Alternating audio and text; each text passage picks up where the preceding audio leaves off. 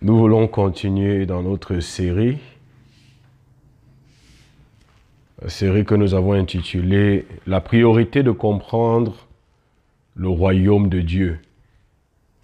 Nous sommes aujourd'hui à la troisième partie, la priorité de comprendre le royaume de Dieu. Et cette troisième partie, nous voulons nous focaliser sur ce que j'ai appelé le principe de la priorité du royaume. Le principe de la priorité du royaume. Nous avons vu, et notre passage de base de cet enseignement est tiré de Matthieu chapitre 6, du verset 31 au verset 34, que nous allons lire tout à l'heure. Mais nous avons vu globalement que Jésus, dans ce passage, adresse une question fondamentale, critique, importante, essentielle et même existentielle. Ça veut dire quoi? Quand on dit que c'est une question existentielle, qu'est-ce que ça veut dire? Ça veut dire quoi? Notre existence en dépend. Et Jésus, dans ce passage, parle de 4 choses. Ce que nous allons manger, ce que nous allons boire, ce que nous allons porter comme vêtements et la sécurité du lendemain. Et nous avons vu que ces questions sont tellement essentielles que dans le monde, elles définissent tout ce que l'on peut faire. Il n'y a rien de ce que l'homme fait qui n'est motivé par ces 4 questions. Qu'est-ce que je vais manger?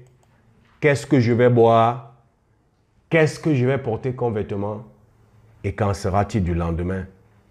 Si nous revenons dans Matthieu chapitre 6, le verset 31 jusqu'au verset 34, il est dit: ne vous inquiétez donc point et ne dites pas: que mangerons-nous? Que boirons-nous? De quoi serons-nous vêtus? Car toutes ces choses, ce sont les païens qui les recherchent. Votre Père céleste sait que vous en avez besoin. Cherchez premièrement le royaume et la justice de Dieu. Et toutes ces choses vous seront données par-dessus. Ne vous inquiétez donc pas du lendemain, car le lendemain aura soin de lui-même. À chaque jour suffit sa peine. Jésus commence de dire: ne vous inquiétez pas et ne dites pas. Ne vous inquiétez pas et ne dites pas.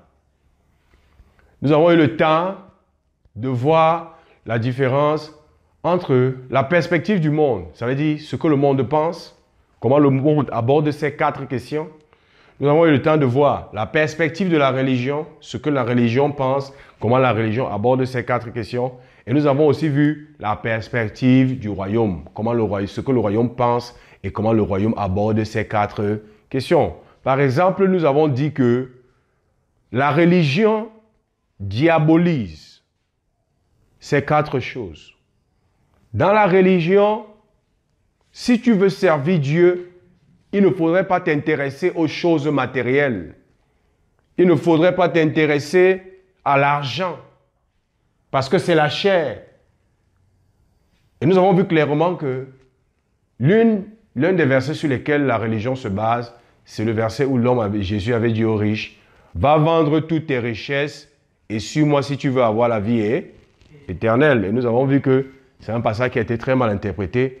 Jésus n'a jamais dit que la richesse était un problème. Jésus avait dit que ceux qui ont les richesses doivent faire attention. Parce que généralement, ceux qui ont les richesses ont tendance à mettre leur foi dans les richesses et non en Dieu. Et c'est pour ça que Jésus lui a dit: vends toutes tes richesses, donne le revenu aux pauvres, et suis-moi, je t'apprendrai comment amasser les trésors dans le royaume des cieux. Donc Jésus ne lui a même pas dit d'abandonner ses richesses pour rien.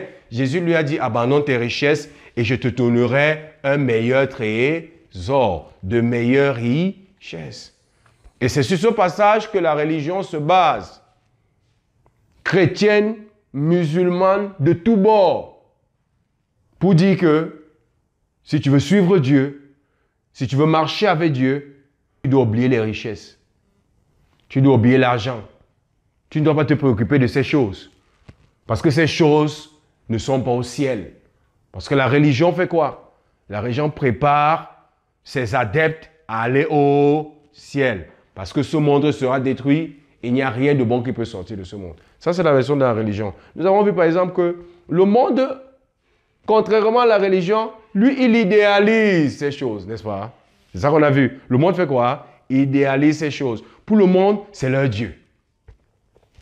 C'est pour ça que Jésus a dit ça quelque part. Vous ne pouvez pas servir 2 maîtres à la fois. Soit vous allez servir Dieu, soit vous allez servir Mammon, qui est l'argent. C'est le Dieu dans le monde.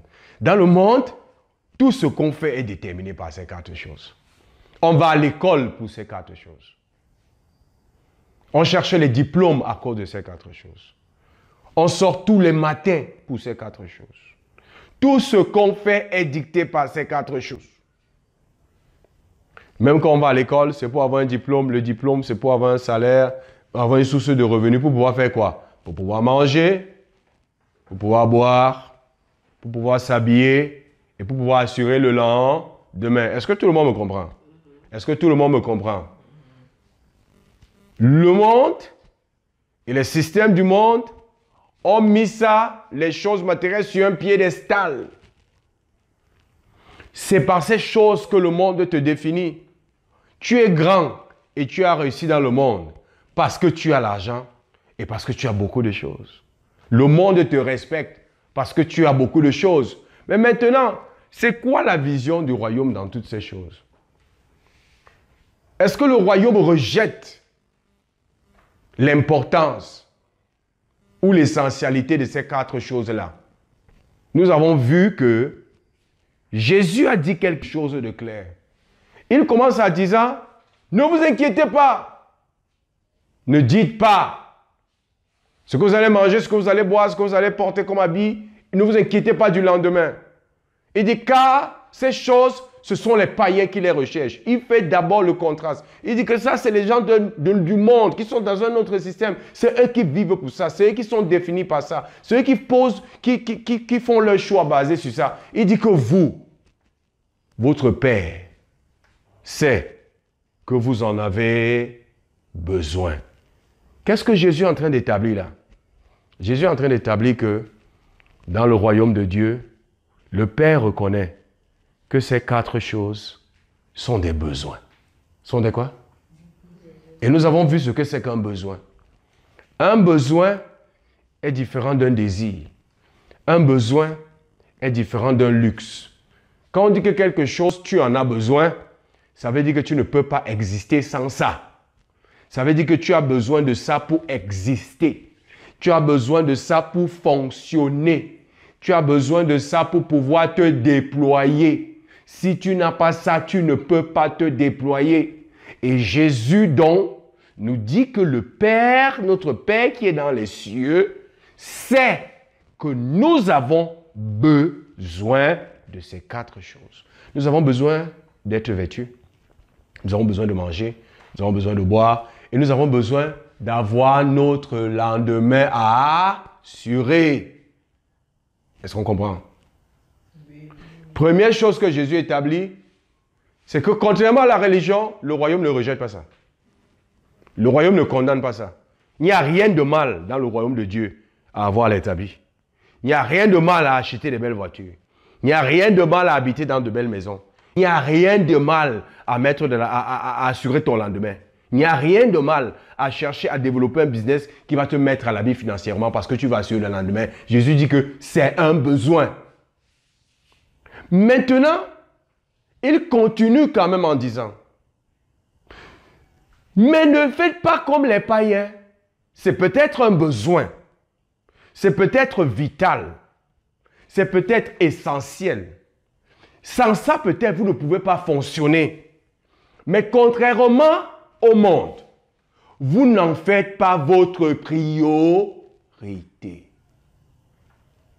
Ça veut dire que ce n'est pas la chose principale que vous recherchez.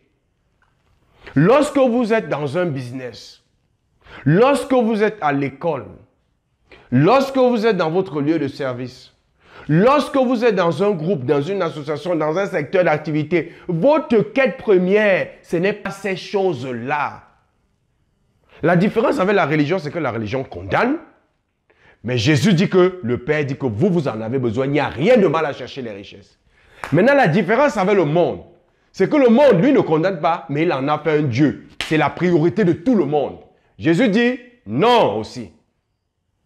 Si ce n'est pas mauvais d'avoir l'argent, c'est aussi mauvais d'en faire sa priorité. Vous, sachez que dans le royaume, la personne qui se préoccupe de ce que tu vas manger, de ce que tu vas boire, de ce que tu vas porter comme habit et de ton lendemain, c'est qui? C'est le Père. Parce que la question qu'on sera en même de se poser, c'est quoi? C'est que, mais, si on ne doit pas s'inquiéter de ce qu'on va manger, qui va donc s'inquiéter de ça? Nous, on va le manger comment? C'est ça, n'est-ce pas? Jésus n'a pas dit de ne pas faire la priorité comme ça parce que ça va tomber du ciel. Non, parce que dans le royaume, il y a quelqu'un qui s'en occupe. Et nous avons vu l'exemple des enfants. Ça, c'est l'exemple parfait. Aucun enfant ne s'intéresse à ce qu'il va manger demain. Aucun enfant ne s'intéresse à ce qu'il va porter comme habit. Il sait que son père et ses parents en prennent soin. Est-ce que vous vous inquiétez de ce que vous allez manger? Vous savez même ce qu'on fait pour avoir la nourriture sur votre table? Vous savez, là, on cherche, on trouve l'argent, là. La seule chose que quand vous revenez le matin, vous venez dire seulement que nous, on veut manger. Vous êtes sûr que vos parents prennent soin de cet aspect qui est essentiel? Est-ce que vous pouvez vivre sans manger? Mais pourquoi vous ne vous en inquiétez pas? Vous, les enfants. Parce que les parents s'en inquiètent. Ça ne veut pas dire que ce n'est pas vital pour vous. C'est important. Tu ne manges pas, tu meurs. Tu ne peux pas marcher nu. Tu ne bois pas, tu meurs. Si tu n'es pas sûr que tu auras la nourriture pour demain, tu vas mourir. Mais tu n'en fais pas une priorité. Vous passez le temps à jouer. Vous passez le temps à sauter. Vous passez le temps à crier. Vous ne vous inquiétez pas de ça.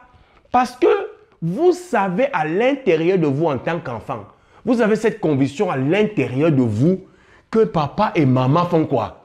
Ils s'en occupent. Mais est-ce que vous connaissez la petite histoire? C'est que lorsqu'on commence à grandir, on perd cette attitude. On perd l'attitude de savoir qu'il y a un père qui s'en occupe.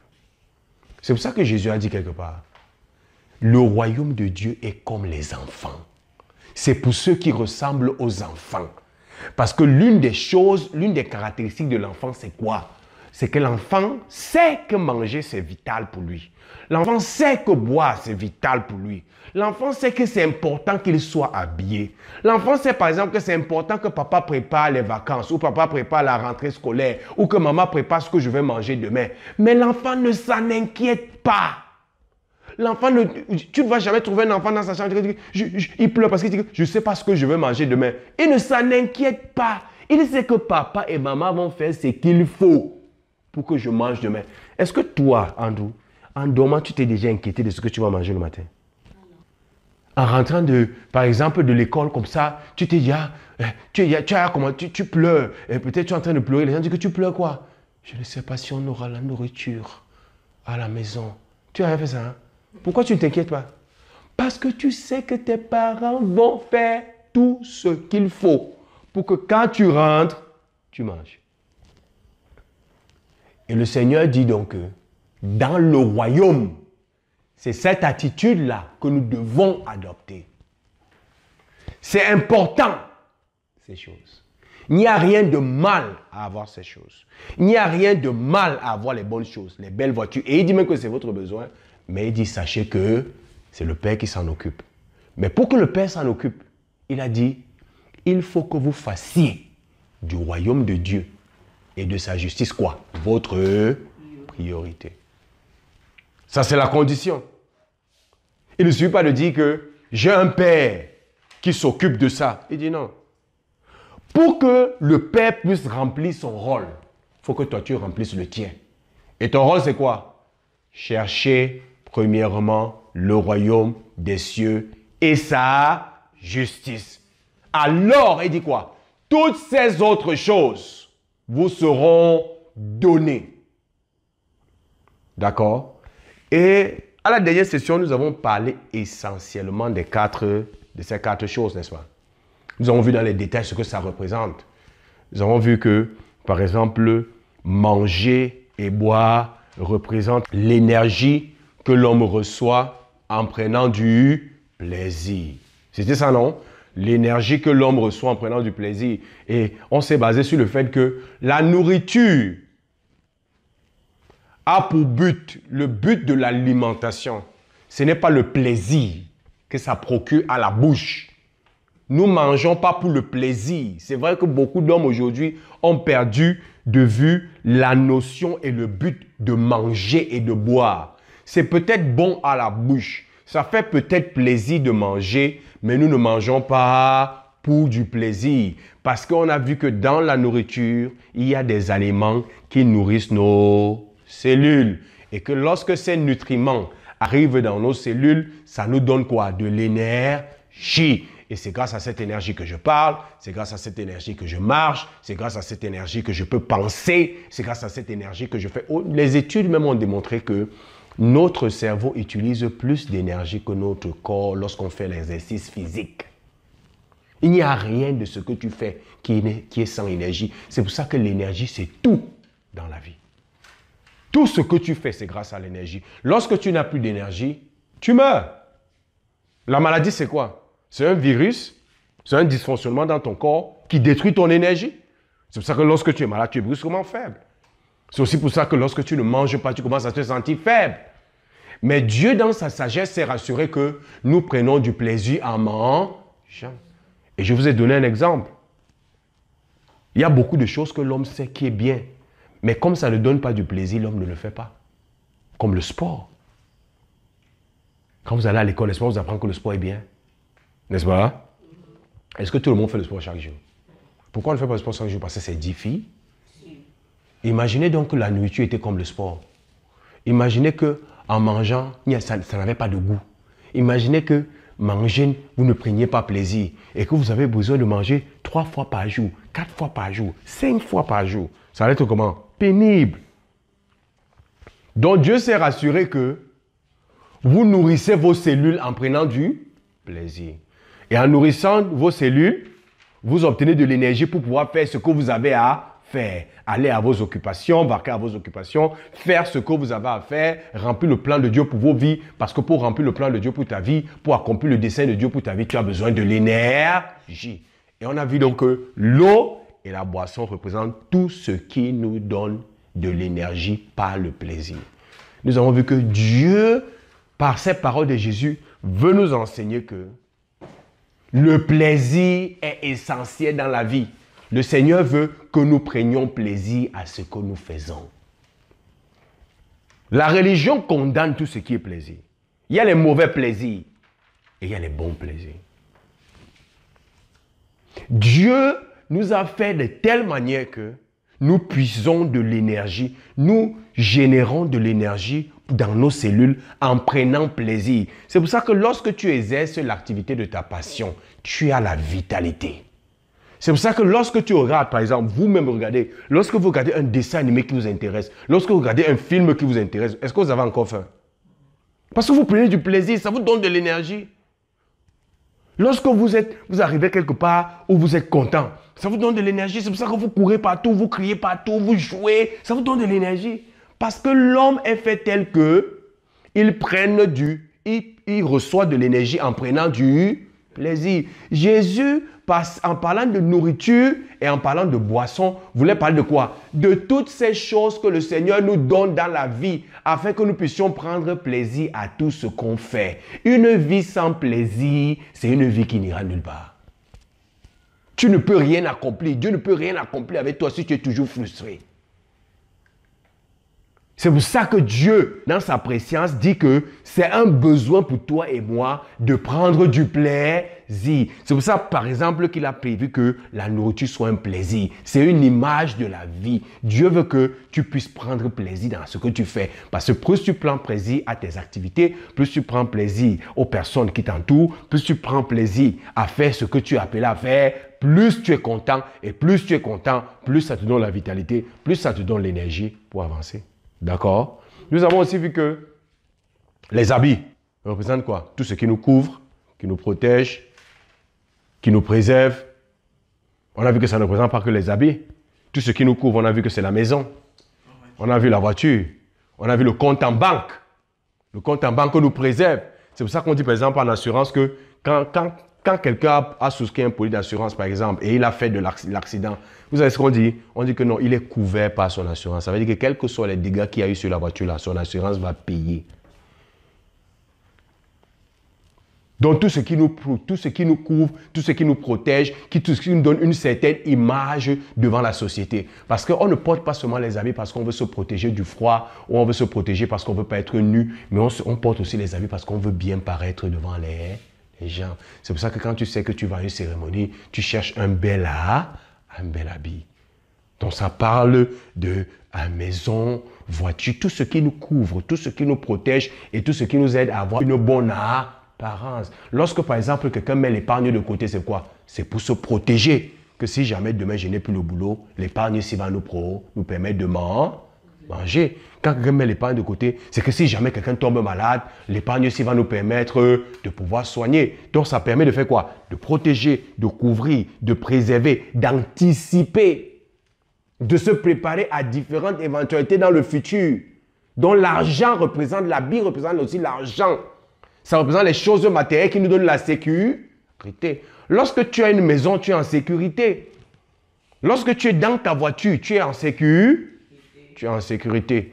Et on a parlé de la dernière chose qui est le lendemain, parce que Jésus a dit que ne vous inquiétez pas du lendemain. On a dit que ça parle de quoi? La liberté.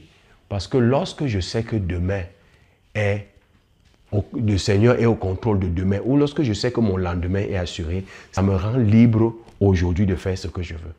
Lorsque tu as peur du lendemain, tu n'es pas libre.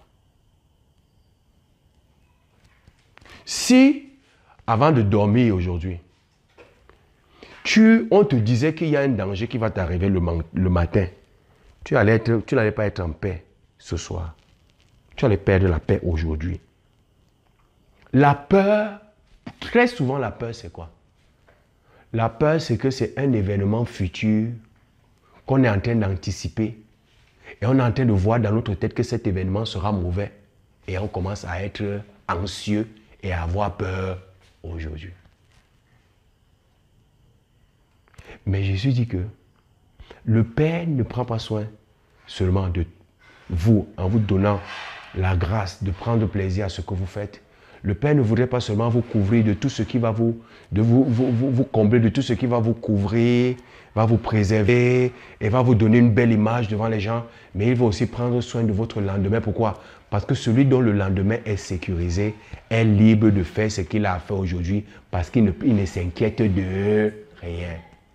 D'accord? Maintenant, le point sur lequel je voudrais revenir aujourd'hui, parce que c'était important que je rappelle ça, à tous les coups, que je rappelle grosso modo ce qu'on a vu, parce que c'est dans la continuité. Parce que ce qu'on enseigne là, ce n'est pas juste pour écrire. Et on répète ça pourquoi? On répète pour que ça entre et ça reste dans notre esprit. Que ça devienne une autre partie de nous. Donc c'est à dessein que j'insiste. C'est à dessein que je reviens dessus. C'est à dessein que je le dis, je dis la même chose de plusieurs manières. Parce qu'il y a quelque chose qu'on recherche derrière. Maintenant, je voudrais qu'on parle particulièrement de ce principe que j'ai appelé le principe de la priorité du royaume. Nous avons vu que lorsque Jésus dit que il faut chercher le royaume et sa justice, nous avons parlé du mot chercher, n'est-ce pas? Nous avons dit que le mot chercher veut dire quoi? Le mot chercher, le mot qui est à la base, qui veut dire chercher, veut dire aller au fond des choses. Comprendre le pourquoi du comment.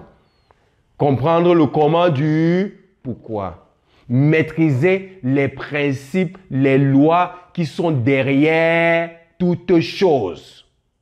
On a vu que c'est ça. Faire le travail d'un chercheur. Faire le travail d'un enquêteur. Investiguer. C'est ça le mot qui est traduit par chercher. Quand le Seigneur dit chercher premièrement le royaume des cieux. Parce que je vous avais dit que Je me suis posé la question. Nous sommes dans le royaume de Dieu. Nous sommes citoyens du royaume de Dieu. Pourquoi on nous dit encore chercher le royaume de Dieu? Pourquoi on nous dit encore chercher premièrement le royaume de Dieu? Je suis au Cameroun, ou je suis en France, ou je suis en Chine, ou je suis en Côte d'Ivoire, ou je suis aux États-Unis. Et on me dit, alors que je suis déjà en France, ou je suis déjà en Côte d'Ivoire, on te dit encore, cherche la Côte d'Ivoire. Cherche premièrement la Côte d'Ivoire. Comment étant en Côte d'Ivoire, je cherche premièrement la Côte d'Ivoire? Comment étant au Cameroun, je cherche premièrement le Cameroun? Comment chercher premièrement le Cameroun? Étant au Cameroun. Et c'est comme ça donc que je suis allé à la racine, à l'origine du mot. Parce que la Bible n'a pas été écrite en français. Le Nouveau Testament, par exemple, a été écrit en grec. Je suis allé à l'origine pour voir. Le mot même qu'on a traduit par chercher, là, ça veut dire quoi? Ça ne veut pas seulement dire chercher. Ça veut dire investiguer. Faire le travail d'un enquêteur. Vous avez vu les enquêteurs? Vous avez vu les enquêteurs, ils fouillent. Hein? Ils ne s'arrêtent pas aux premières apparences. Même les empreintes, ils commencent à regarder. Vous avez vu les films, n'est-ce pas? Quand il y a scène de crime, quand ils arrivent sur la scène de crime, comment ils prennent le temps? Ils sont nombreux là. Ils fouillent. Fait le travail d'un enquêteur, fait le travail d'un chercheur. Le chercheur cherche à quoi? Qu'est-ce que le chercheur cherche à faire? À comprendre. Pourquoi? Le chercheur veut savoir pourquoi ça se passe comme ça. Pourquoi c'est comme ça? Comment ça se fait-il qu'il y a telle réaction? C'est ça que le chercheur veut comprendre. Il veut comprendre les lois qu'il y a derrière. Pendant que les autres hommes, eux, ils vivent simplement la vie, le chercheur fait comment? Il va au fond des choses. L'une des significations de ce mot, c'est quoi? Aller au fond des choses. To get to the bottom of the matter. Aller au fond des choses. Et lorsque j'étais en train d'étudier ça, deux choses ont jailli. Et c'est ça que je voulais partager avec vous. Parce que si Jésus dit, suivez-moi, que oui, le Père sait que vous avez besoin de richesse, vous avez besoin de ces choses, vous avez besoin de prendre plaisir, vous avez besoin de tout ça. Il est prêt à vous donner, à la condition que vous faites du royaume des cieux et sa justice votre priorité. Nous ferons mieux donc de comprendre ce que ça veut dire faire du royaume des cieux et de sa justice sa priorité. Ça veut dire que si je sais ce que ça veut dire et que j'applique ce qu'il est en train de dire là, je peux dormir en paix parce que je n'aurai plus jamais de problème d'argent. Je n'aurai plus jamais de problème des choses matérielles parce qu'il a dit, si je cherche le royaume de Dieu et sa justice, il va m'ajouter ça. Les voitures vont venir. Les plus grands lieux de vacances, j'irai là-bas. Quel que soit ce que je désire, il va me donner. Ça veut dire que la clé, c'est quoi? C'est de comprendre ce qu'il veut dire en disant de faire du royaume des cieux et sa justice notre priorité. C'est quoi ce principe-là? C'est quoi? Donc, je suis revenu sur tout ça. Investiguer. Faire le travail de chercheur. Aller au fond des choses. Comprendre le pourquoi du comment. Chercher le comment du pourquoi. Chercher à comprendre les lois et les principes qui gouvernent le royaume. Et faire de leur application notre priorité. De les appliquer chaque jour. Et il y a quelque chose que j'ai remarqué. L'une des choses qui distingue un chercheur. Vous savez, l'une des choses qui distingue un chercheur. Il y a deux choses qui distinguent un chercheur. Parce qu'un des mots qui revient là, celui qui va au fond des choses, celui qui fait le travail d'un chercheur, celui qui est en train d'investiguer, celui qui enquête, c'est les chercheurs. Moi, je suis chercheur en sciences de gestion. Quand j'écrivais ma thèse ou quand je fais mes articles, quand je finis, il y a une partie théorique, mais il y a une autre partie où tu fais quoi? Les enquêtes. Il y a la partie qu'on appelle enquête. Donc, Jésus, en d'autres termes, veut ici là qu'on adopte la mentalité d'un chercheur. Et l'une des choses qui caractérise un chercheur, un vrai chercheur, vous savez ce que c'est? C'est qu'il est passionné par son sujet. Un chercheur comment? Passionné par son sujet. Il ne dort pas. Il pense à ça chaque jour. 2-3 mouvements, il va au labo. Il fait les tests. Il veut voir. Il veut comprendre. Il est comment? Passionné. Un vrai chercheur ne cherche pas pour chercher. Il y a quelque chose qui l'intrigue. Il y a quelque chose qui le passionne. Et il décide de dédier sa vie, de consacrer sa vie à comprendre comment ce domaine sur lequel il est passionné là, comment ça fonctionne. Pendant que tu es en train de dormir, il y a des gens qui sont tellement passionnés par la médecine qui passent des mois dans le laboratoire sans jamais sortir parce qu'ils veulent comprendre comment un virus fonctionne et trouver le médicament pour le virus. Pendant ce temps, toi, ça ne t'intéresse pas, tu dors. Beaucoup de médicaments que vous avez là, les gens ont passé 6-7 mois, 1 an sans sortir du laboratoire, sans sortir du labo. On lui donne seulement la nourriture, sans sortir du labo. Vous savez pourquoi? Il est tellement passionné par ça. Ça l'intrigue tellement qu'il est passionné par ça. Et l'une des choses que le Seigneur veut que vous sachiez ici, écoutez-moi bien, c'est que si vous voulez que l'argent vous suive, que les choses matérielles pour lesquelles les gens bagarrent et travaillent tous les jours, que ça vous suive comme l'abeille sur le miel, l'une des choses que vous devez trouver comme un chercheur, vous devez trouver ce qu'on appelle votre passion. Qu'est-ce qui vous passionne? La passion, c'est cette chose qui t'intrigue tellement. La passion, c'est cette chose que tu aimes tellement, pour laquelle tu es prêt à payer le prix et te sacrifier pour accomplir.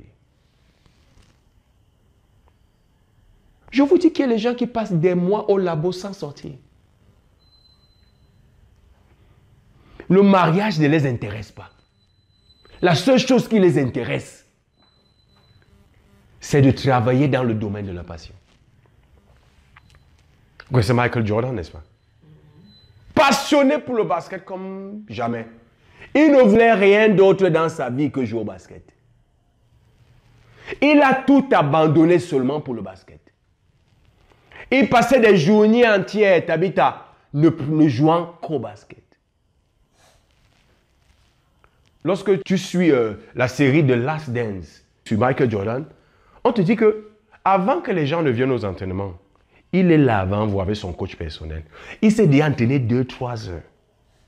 Vous venez aux entraînements, il s'entraîne et il travaille encore plus que vous pendant les entraînements. Quand les entraînements finissent, vous partez, lui il continue. Il avait une telle passion pour le basket que son désir, parce que quand quelqu'un est passionné, vous savez ce qu'il veut faire? Il veut maîtriser, il veut comprendre, il paye le prix, il investit le temps. Tu es difficile que tu deviennes et que tu appliques ce secret, ce principe qui est le principe de la priorité du royaume. Si tu ne trouves pas ta passion, l'une des applications de ce principe, c'est quoi? C'est que tu dois trouver ce qui te passionne. Le chercheur est passionné par ce qu'il recherche. Tu dois être passionné par les lois du royaume de Dieu, mais spécifiquement sur la terre, tu dois trouver ce qui te passionne.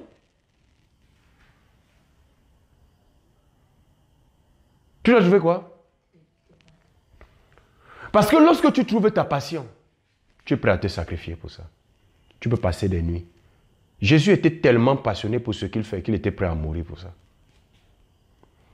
C'est pour ça que le process, là on est en train de taper Jésus, là quand il va sur la croix là, non? Vous savez ce qu'on appelle ça? La passion de Christ.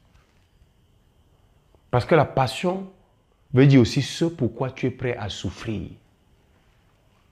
Ce pourquoi tu es prêt à te sacrifier.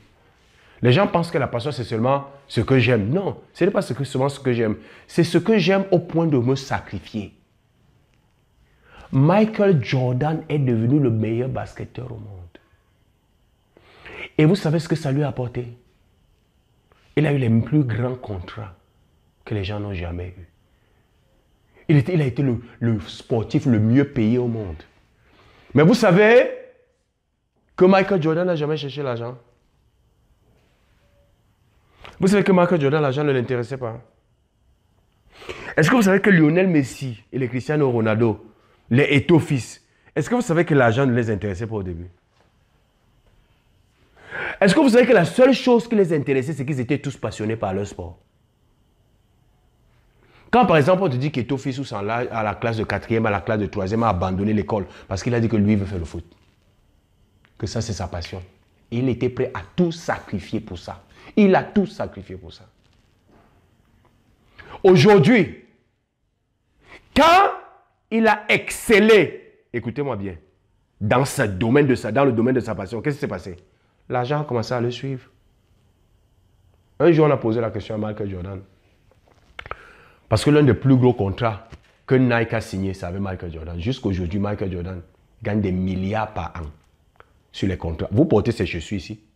La Jordan, la Jordan, la Jordan. Dans chaque chaussure, la Nike lui donne l'argent. Et beaucoup d'argent. Beaucoup d'argent, vous ne pouvez pas imaginer. On lui posait donc la question de savoir comment est-ce qu'il a fait pour signer les gros contrats comme ça? Comment il a fait pour avoir beaucoup d'argent comme ça? Vous savez ce que Michael Jordan a dit?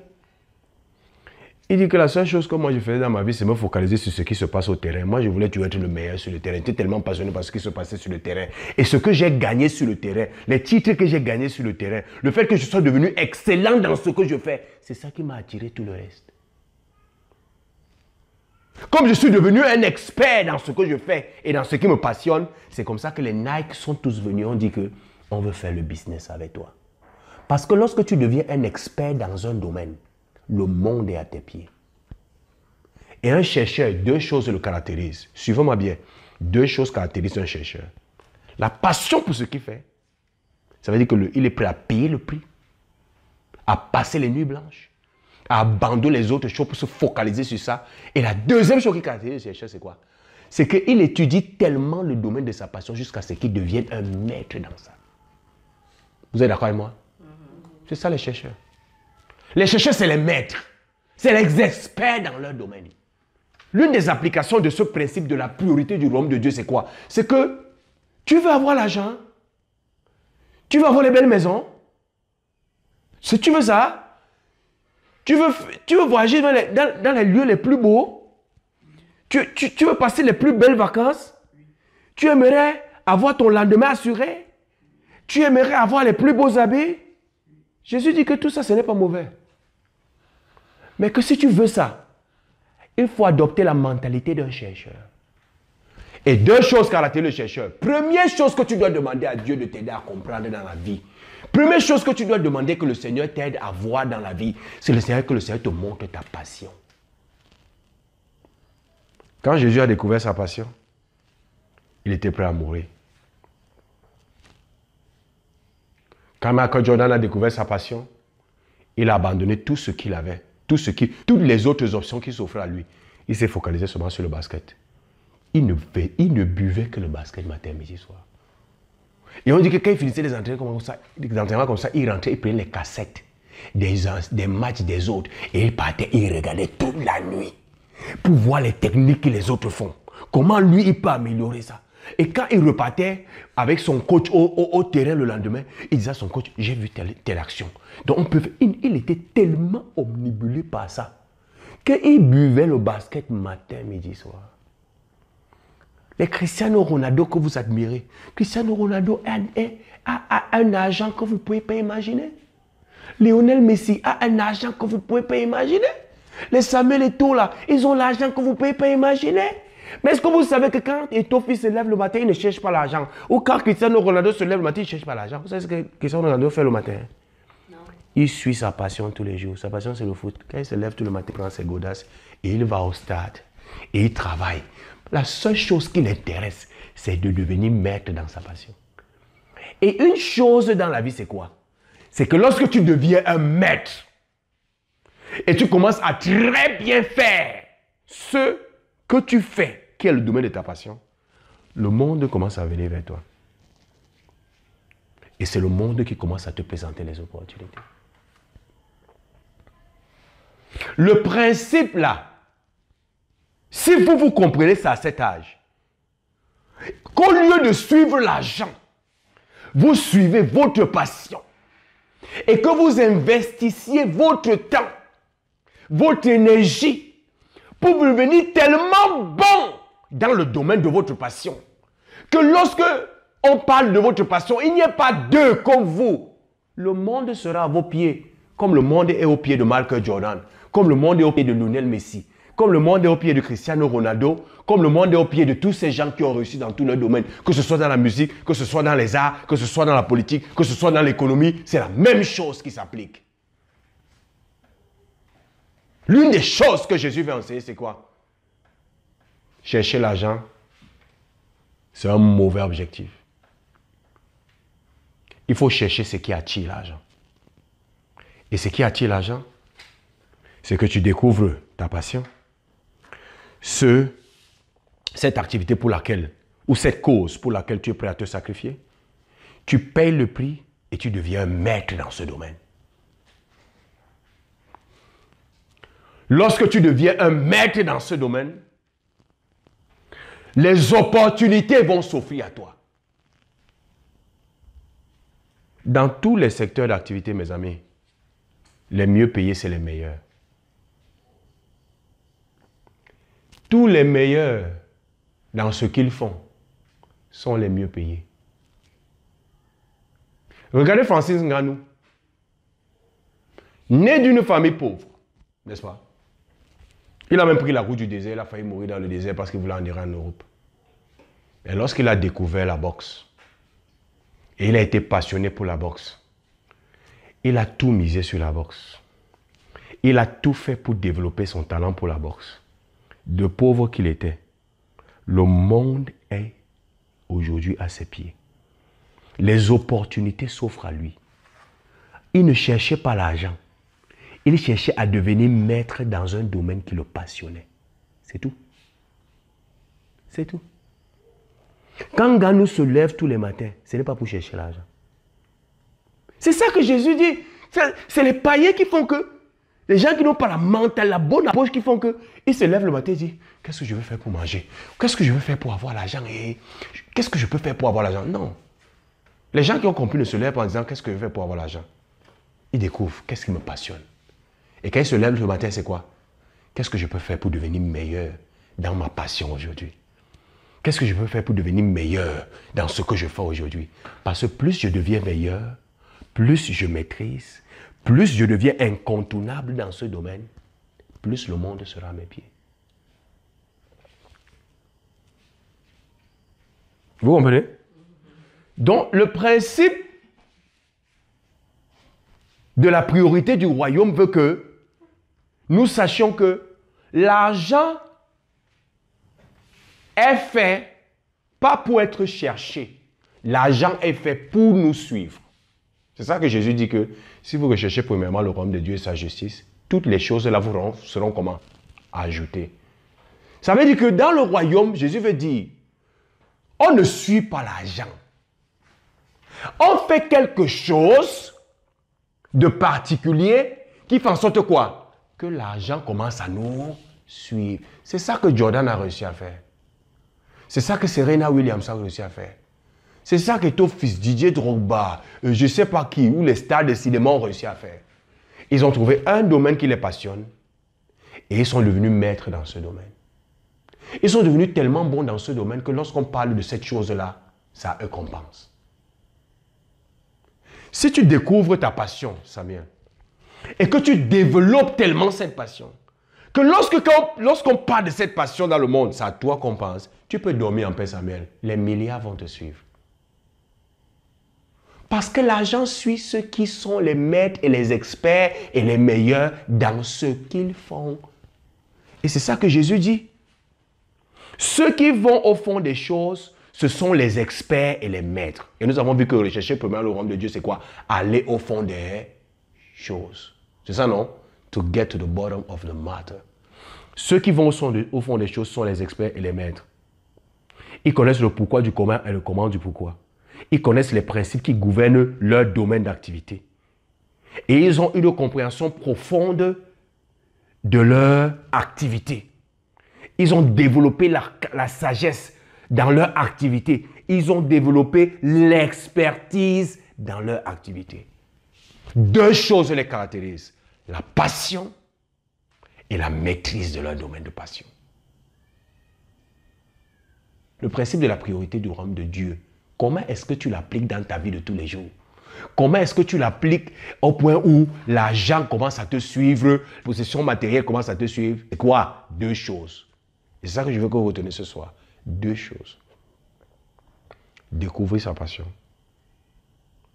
et focaliser toute son énergie à développer cette passion au point d'en devenir un maître. Tel que lorsqu'on parle de cette passion, quand on parle de cette passion, que ton nom apparaisse directement. Lorsqu'on parle de football, vous pensez à qui? Voilà les noms. Est-ce que vous pensez à tout le monde? Il y a les noms qui sortent. Parce qu'ils sont les maîtres. N'est-ce pas? Il faudrait aussi que ce soit accidentellement, que ce soit intentionnellement, ils ont respecté son principe. Que ce soit consciemment, que ce soit inconsciemment, ils ont respecté ce principe. Ils ont trouvé un domaine qui les passionne. C'est pour ça qu'ils travaillent jour et nuit. Parce que si tu n'es pas passionné par quelque chose, tu ne peux pas travailler longtemps dessus. Tu te fatigues, tu vas commencer à t'énerver. Mais lorsque tu es passionné par quelque chose, tu vas travailler sans jamais te fatiguer. C'est pour ça que nous avons vu que manger et boire veut dire quoi? Gagner, avoir de l'énergie en prenant du plaisir dans ce qu'on fait. C'est pour ça que tu dois trouver d'abord le domaine de ta passion. Pourquoi c'est important que ce soit ta passion? Parce que quand c'est quelque chose qui te passionne, tu ne vas jamais trouver que tu dépenses trop, tu travailles trop parce que tu aimes ça. Quand tu aimes ça, tu passes du temps à faire ça, sans te rendre même compte que le temps passe, parce que c'est ta passion. C'est pour ça que je vous dis qu'il y a des gens qui passent des mois au laboratoire. Ça ne lui dit rien. Tout ce qui se passe de haut ne l'intéresse pas. Ce qui l'intéresse, c'est ce qu'il fait là. Il peut faire ça le restant de sa vie. Même si on ne lui donne pas l'argent, il va faire ça. Il aime ça. Et vous connaissez la bonne nouvelle? C'est que nous tous, nous avons une passion. Dieu nous a tous créés comme ça. Si tu ne connais pas ta passion, voilà un bon sujet de prière pour toi. Seigneur, montre-moi ma passion. Montre-moi le domaine de ma passion. Et lorsque tu découvres le domaine de ta passion, tu t'investis à fond. Tu oublies l'argent. Tu oublies les voitures. Tu oublies le reste. La seule chose qui doit t'intéresser, c'est de maîtriser l'activité de ta passion, le domaine de ta passion, de devenir un maître et un expert. Parce que lorsque tu deviens un maître et un expert dans le domaine de ta passion, le monde te cherche. D'accord? Donc Jésus était en train de dire que le secret pour avoir le plaisir, la sécurité, la liberté, les choses matérielles, l'argent, c'est de développer une expertise, c'est de développer une compétence dans le domaine de votre passion. Développer quoi? Une compétence dans le domaine de ta passion. Si tu dis que ce qui me passionne, par exemple, c'est enseigner. Et j'aime enseigner. J'aime beaucoup enseigner. Dans ce domaine de passion-là, développe une compétence. Enseigner, c'est beaucoup de choses. Développe une compétence, un domaine particulier. Et décide de devenir maître lorsqu'il s'agit de parler et d'enseigner dans ce domaine. Lorsqu'il s'agit d'écrire dans ce domaine. Jésus voulait dire ça. C'est de développer une compétence dans le domaine de ta passion au point d'en devenir un expert et un maître. D'accord? Le monde, ceux qui ont la mentalité du monde, se préoccupent du travail quand ils sortent de l'école. D'accord? Même quand ils ne sortent pas de l'école. Mais ceux qui ont la mentalité du royaume se préoccupent de quoi? De leur passion. Ceux qui ont la mentalité du monde sont dirigés par leur peur. C'est parce que les gens ont peur qu'ils cherchent rapidement ce qu'ils vont manger, ce qu'ils vont boire. Mais ceux qui ont la mentalité du royaume sont dirigés par le fait qu'ils sentent dans son esprit que moi je suis appelé à faire ça. Et ils se consacrent à ça. Même si pendant un certain temps, ça va nécessiter qu'ils perdent de l'argent et qu'ils ne gagnent pas de l'argent.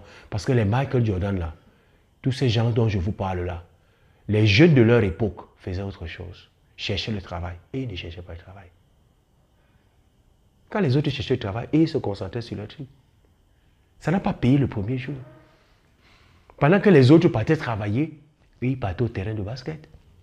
Pendant que les autres partaient faire leurs choses, lui, tu vois, celui qui est passionné, il prend son livre, il lit. Et les gens disent que mais tu es fou, tu es bête, il investit son temps. Parce que les gens du monde sont motivés par la peur. La peur que si je ne peux pas chercher le travail, je veux manger quoi? Je veux manger quoi? C'est ça que Jésus dit. Les gens du monde s'inquiètent de toutes ces choses.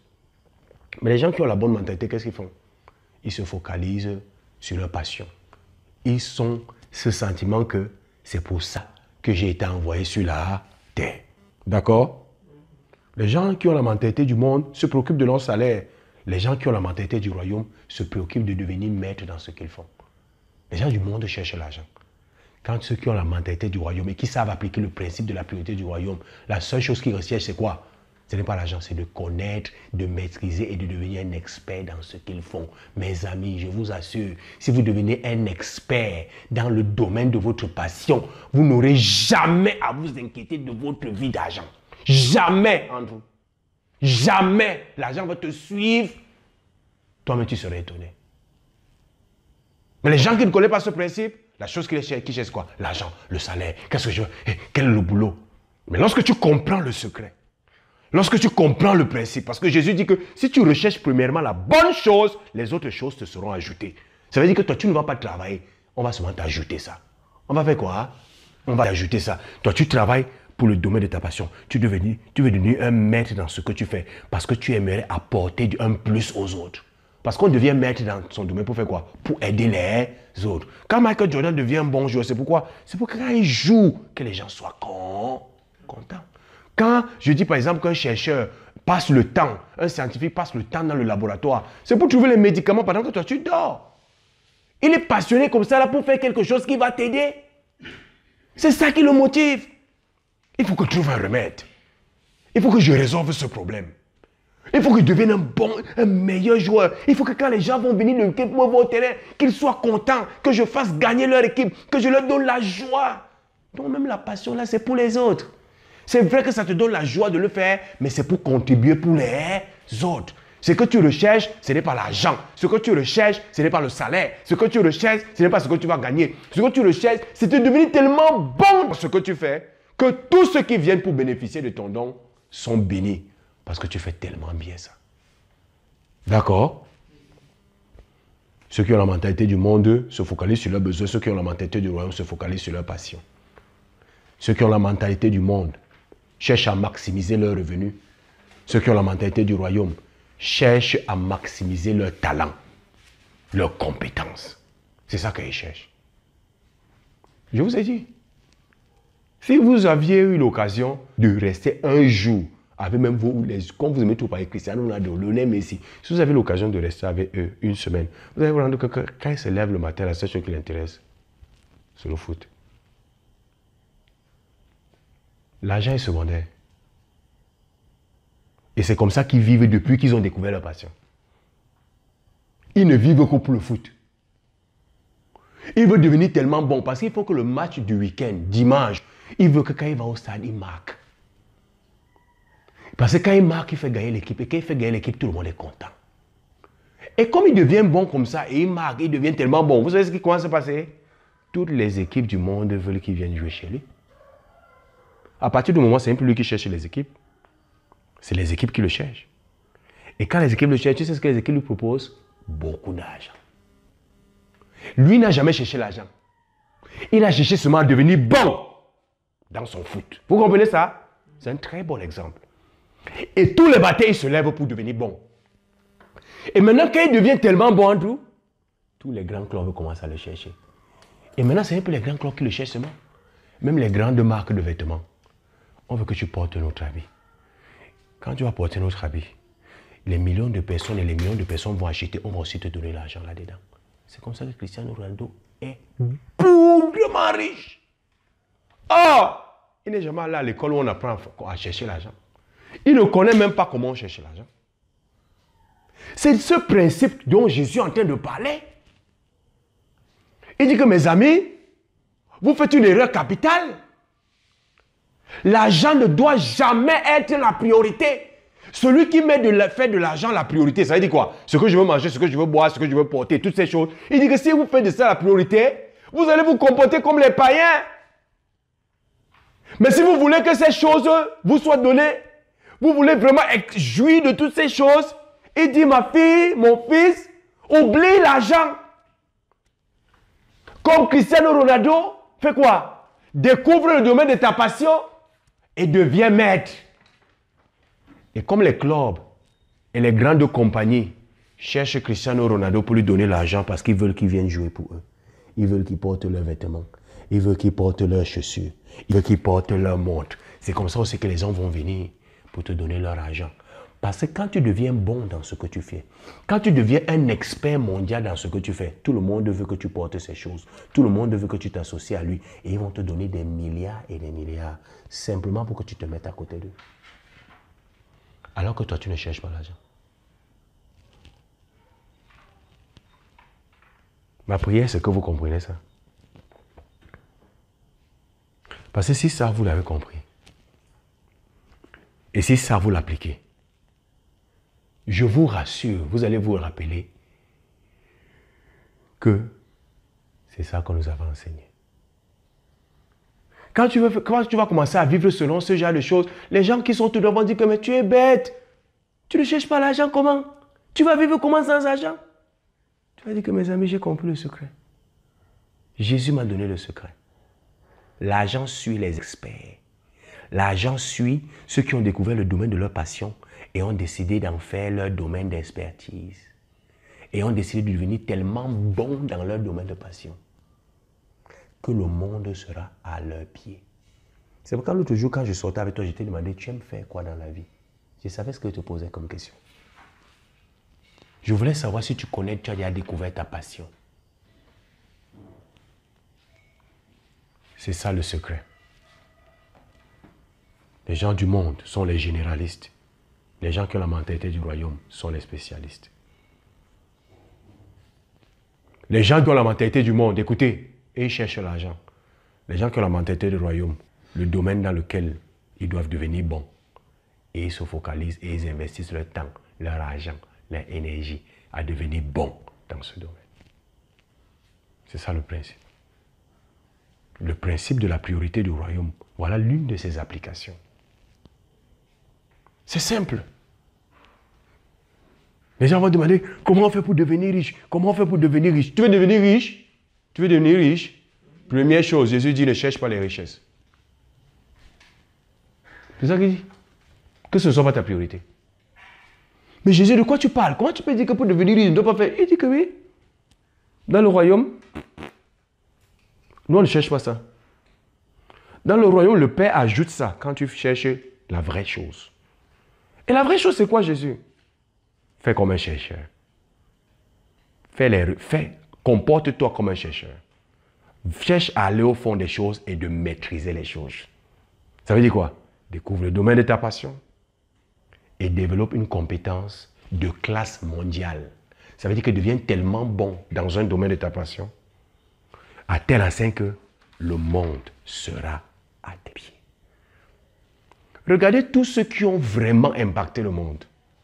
Regardez les vrais riches, pas les riches de la nuit, qu'il a fait un faux truc là, c'est devenu. Regardez les vrais riches. Vous allez vous rendre compte que c'est comme ça qu'ils se sont comportés. Vous savez ce que Bill Gates a fait? Quand Bill Gates est passionné pour les systèmes informatiques depuis. Quand il a eu son projet de Microsoft, avec le MS-DOS, il a démissionné d'IBM. Et je vous rappelle que IBM, c'était la première compagnie mondiale de tout ce qui est informatique et système informatique. Et il était un haut cadre dans cette entreprise.